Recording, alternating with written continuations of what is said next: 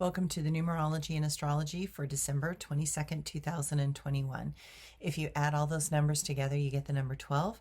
And if you add the 1 and the 2 together, you get the number 3. The number 3 reminds us that life is filled with ups and downs.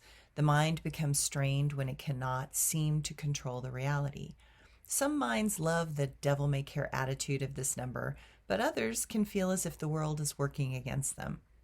This number tries to teach us to roll with the punches, but others decide to try to control more rather than less. While some put on the facade of happy and attempt to make jokes, underneath that facade can linger an old inner struggle, an old pain that we cannot seem to find the correct answer to.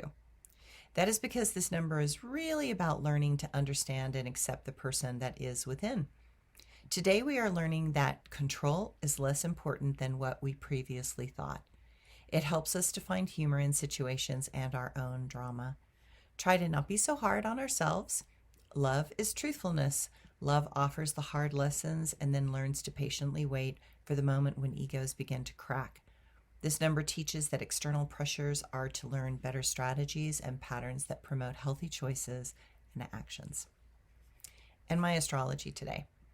Mercury and Juno align and then semi-square to Jupiter. This indicates that there is a passion that is seeking to find an outlet. When we try to figure things out, we empower ourselves to seek more knowledge and clarity. Perhaps some beliefs and values need to be changed. Some patterns point out that we have been intending to deny and avoid the growth and possibilities that our soul craves. Where we need to grow can seem blaringly obvious. Being in a state of overwhelm can allow things to be overlooked. Know that exaggeration will not stop certain tasks from needing to be done.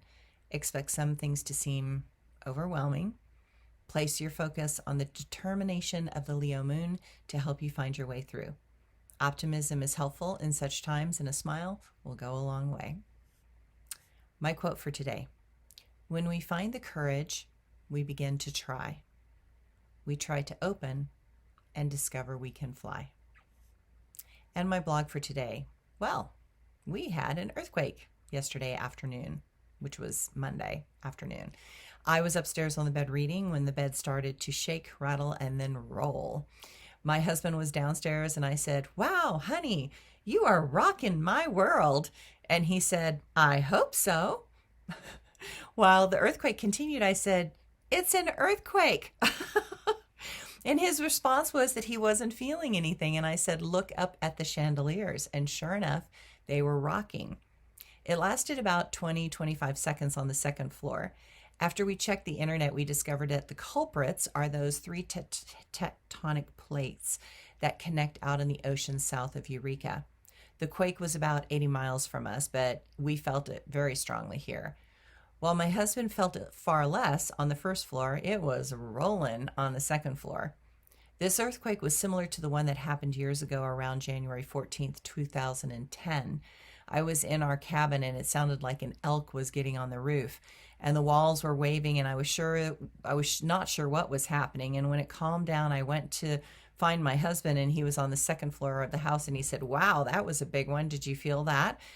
And that one was 6.5 on the Richter scale and off the coast of Eureka also in that same kind of area. It destroyed some older walls of buildings downtown in Eureka. It was so strong that the cabin that I was in started to literally walk off its footings, and we had to redo the entire foundation of the house, which was probably a good thing because we were able to insulate the floor and make it much more solid. That cabin, it was probably 80 or 90 years old, and it was time to do some work on that building anyway. This quake was 6.2 in magnitude, and it was still quite a shake. The most common places these earthquakes pop up is in a transform fault, which is a connection of 3 plates just offshore from Cape Mendocino in Humboldt County. The yogis of the Himalayas say that when strong earthquakes hit, they leave us with a sense of confusion because the magnetic fields they release will make our chakras spin the wrong direction. They say to manually take your hands and then circulate the energy in the correct direction to stabilize that feeling of uncertainty, which is what I did yesterday, and I felt instantly better. I hope everyone has holidays and have everything ready for the holidays. I am doing some shopping today because I have the time. Wishing everyone a great day. Thanks.